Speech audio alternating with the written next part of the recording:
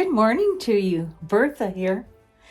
I just filmed about 15-20 minutes, which, listen, I would edit, consolidate, whatnot, with, first off, a microphone that was interfering with my stuff, or my stuff was interfering with the microphone, and then I'm reviewing it and I'm just chatting.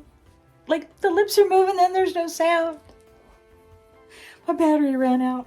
For everything that I filmed, for about 12-15 minutes of really pithy comment. I mean, really important, funny stuff. Maybe. I don't think that's true, but... So I gotta start all over. I don't remember what I started with, so I guess it's gonna be a whole new video. Maybe I'll throw in some outtakes of me just...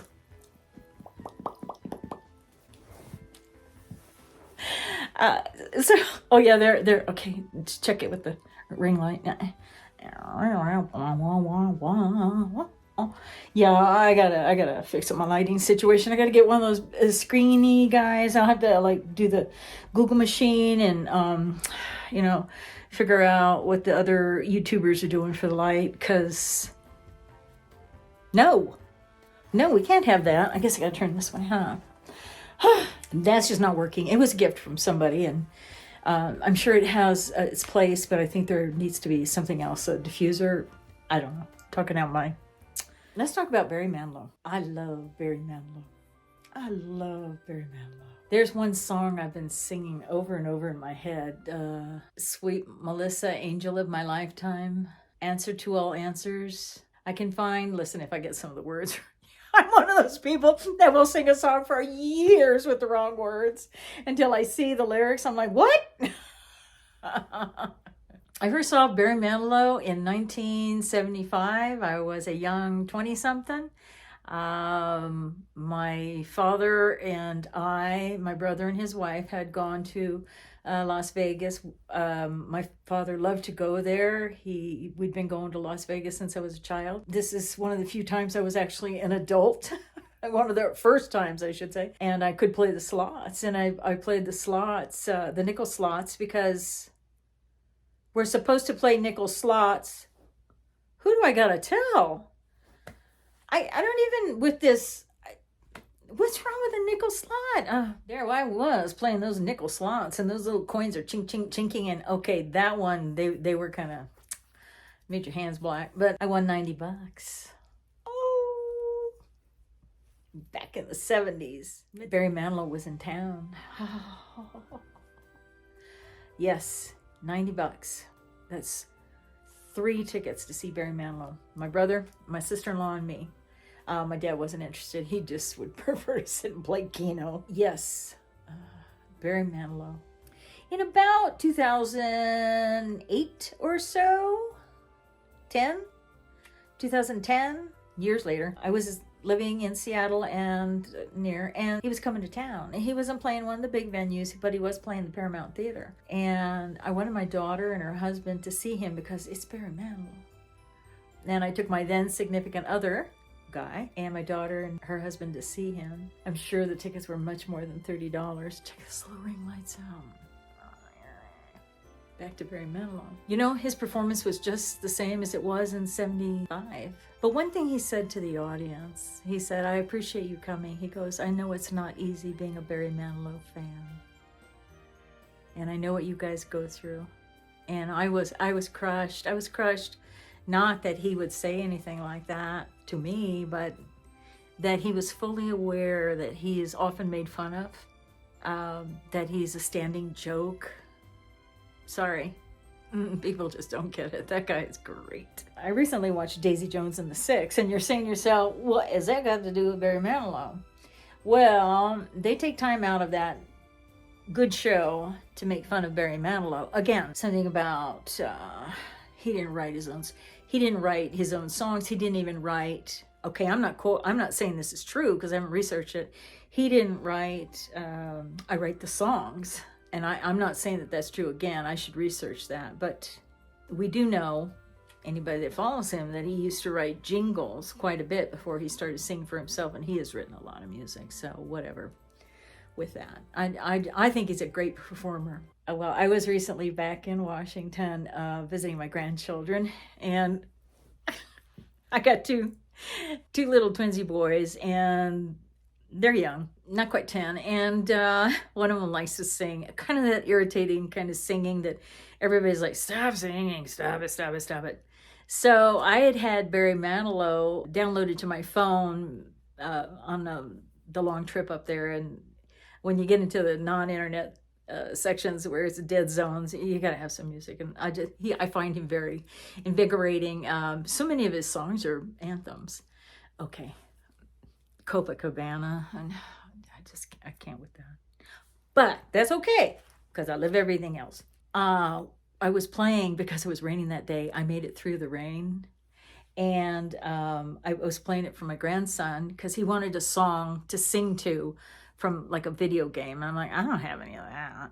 So we did that, and he was belting the song. I made it through the rain, and I was like, I made it through the rain, and I'm like, I know, right? A new Barry Manilow fan. In fact, not too long ago, I sent him a clip of Barry Manilow singing it. It's such a great anthem, right? I made it through the rain. I kept my point of view. I made it through the rain and found myself respected by the others who got rained on too and made it through. Come on. Who doesn't that apply to? Everybody except the people who think they're right all the time about whatever they choose to do. Oh.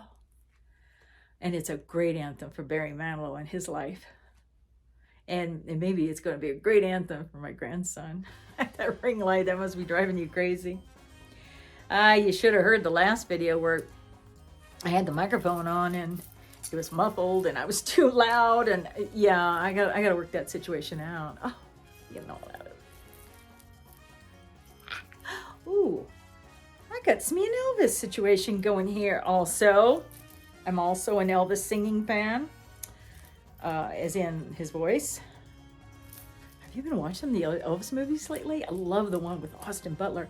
I am fascinated watching Austin Butler. I'm like, dude, and then he's down and he's doing that thing.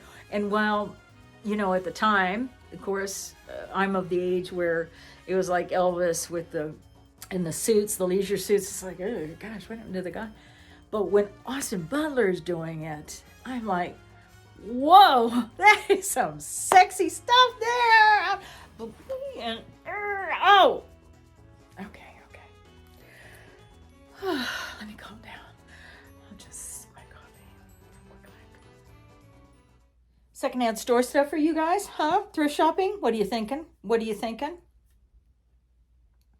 I recently went out in search of some nice things for myself.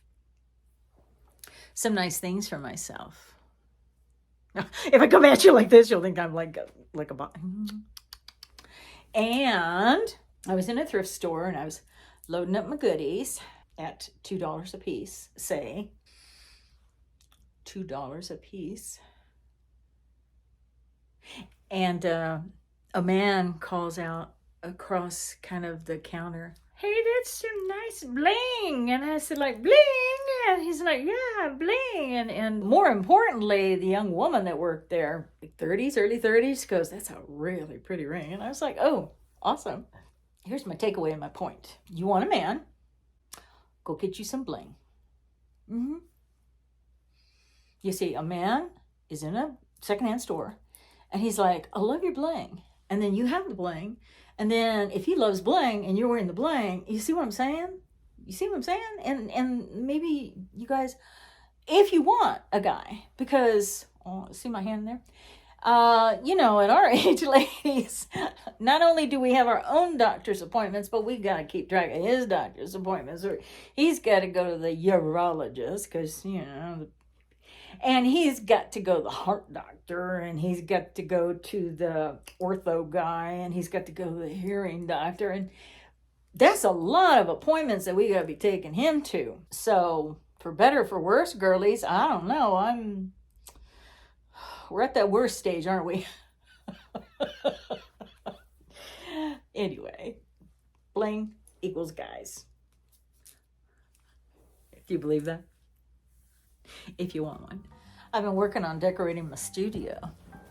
My studio. What do you think? Oh, I'm really going to go for this Elvis thing right now. What do you think? In other news, do you see me a little streamlined here? A little flatter than I was last time? So I got my belly minimizing bra on, which I used to wear during my entire working life when I wore a outfit that looks like everybody else's, if you know what I'm saying, uniform. Okay, fine. And I wanted to look uniform, not like this, like, well, voluptuous, but, you know, full-figured, whatever you want to call. So I used to wear belly minimizing bras once I found them, and they take 1.25 inches off.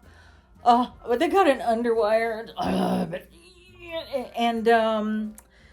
Yeah, I don't have to do that anymore. Let me raise the camera a little bit. I don't have to do that anymore. I really don't. I just wear loose clothing now. I can wear anything I want, and I do not have to worry about whether the business sticks out too far unless I see myself on camera, which, thank you, YouTube. Now I have to see myself on camera.